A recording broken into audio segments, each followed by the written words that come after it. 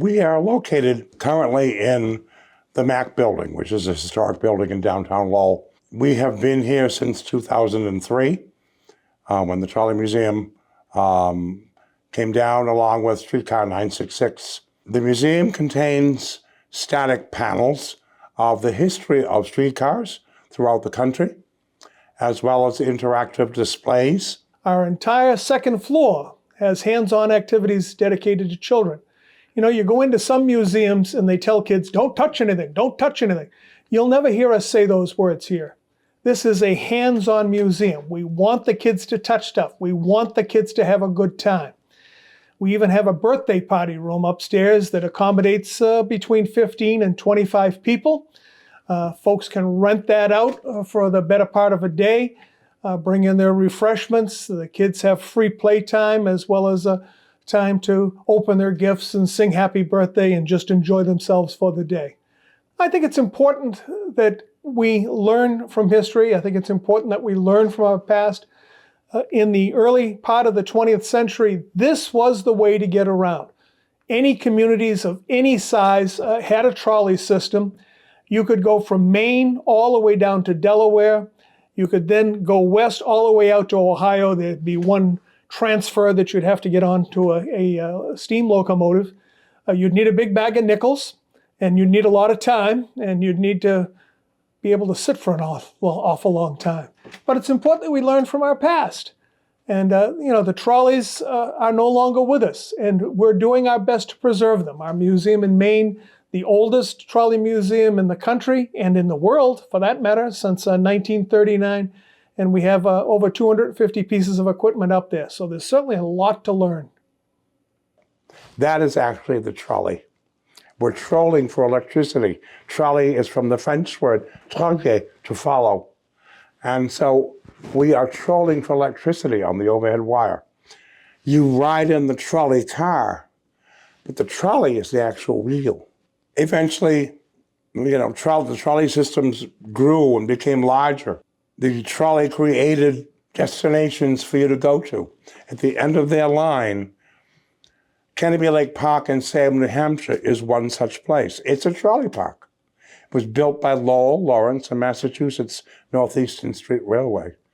They created some place for you to go at the end of their line. Let's go to the trolley park.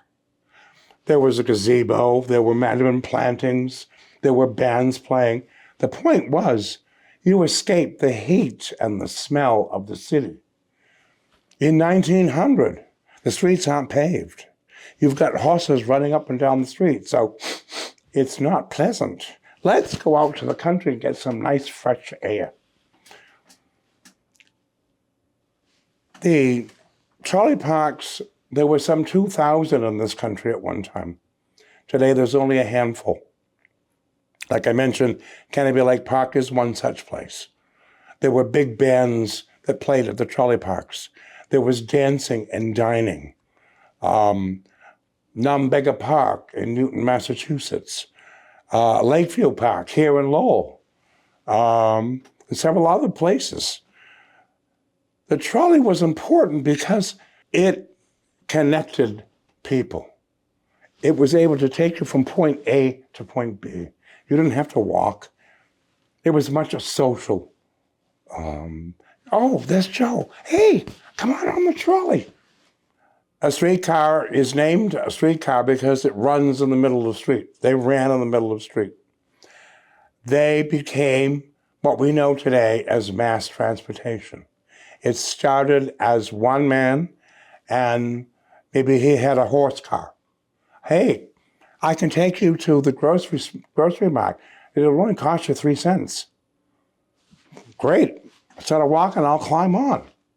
It began as a horse car. Later on, they became electrified. And in the 1880s and 1890, and they also ran. The streetcar took you to work, to school, to visit family, to church, anywhere you wanted to go, you hopped on the streetcar.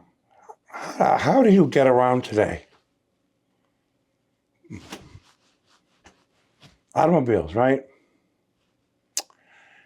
In the 20s, there were more and more automobiles being produced. By 1923, the trolley industry in America was the third largest employer in the country. There were thousands upon thousands of miles of truckage in this country. As roads became more improved, people took to their cars. They abandoned the trolley. It wasn't overnight. It was a gradual decline. But they found they had more freedom. I don't have to stand on the curb and wait for the trolley now. I can hop in my car and I can go wherever I need to go. Also, by the late 40s and into the 50s, there was a company called National City Lines. It was made up of General Motors, Goodyear, Firestone, and Standard Oil. They went around to trolley companies and said, get rid of your streetcars. We'll give you free tires and free buses for a year.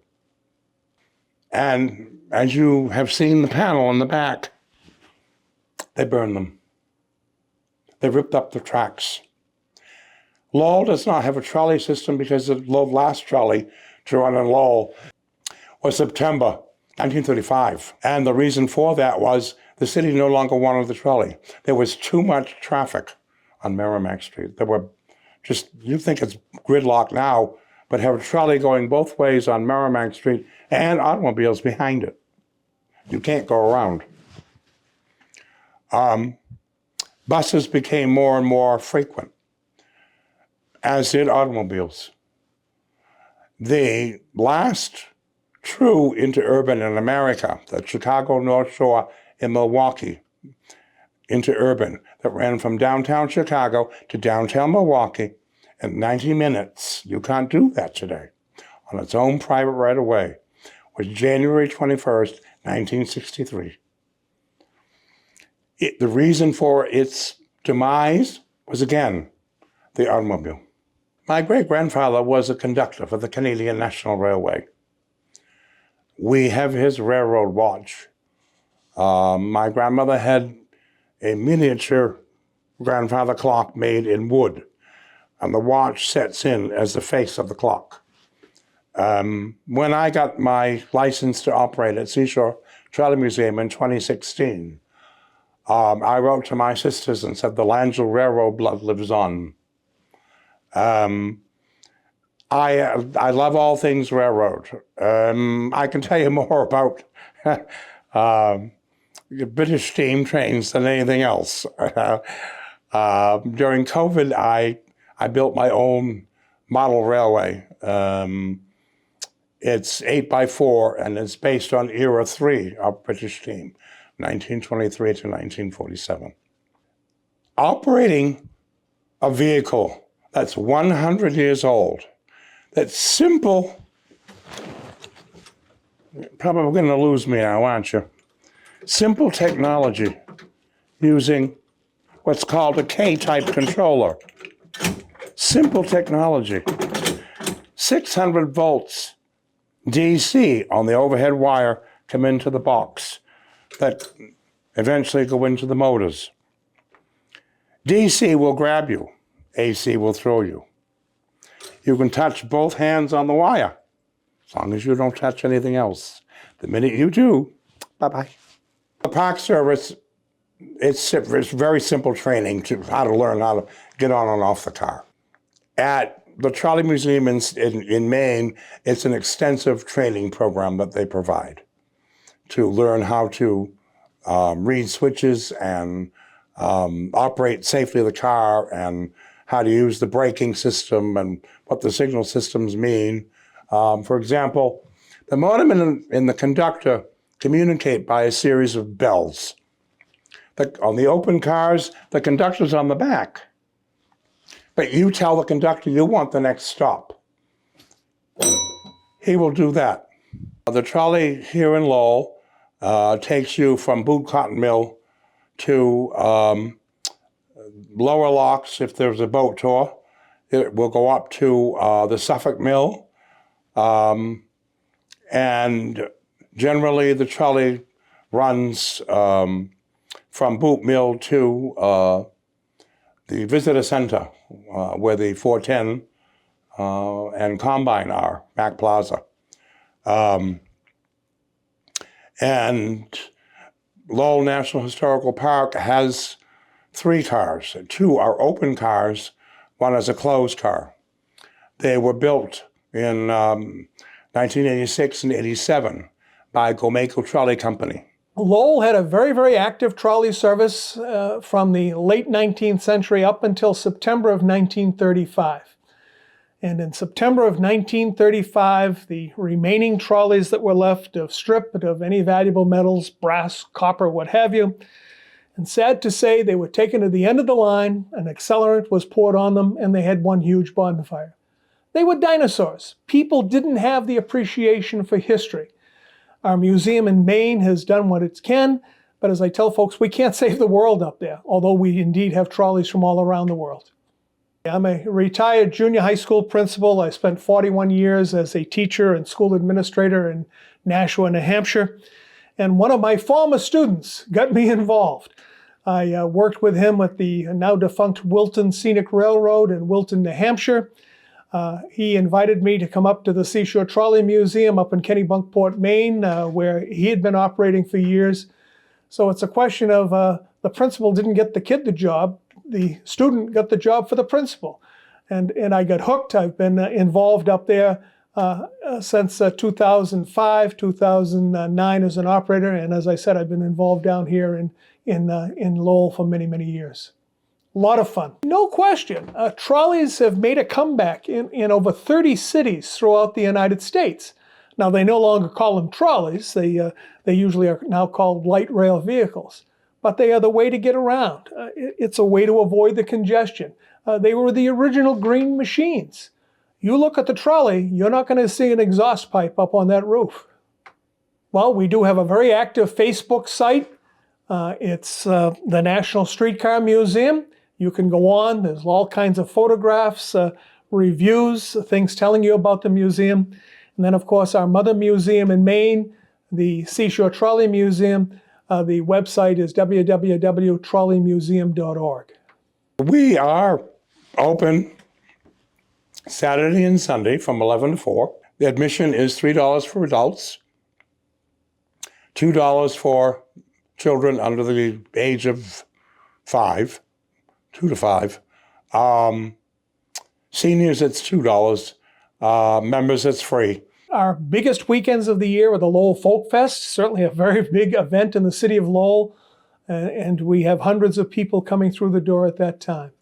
But we urge people to come out. We're on Shattuck Street, located between Market Street and Merrimack Street, right here in downtown Lowell.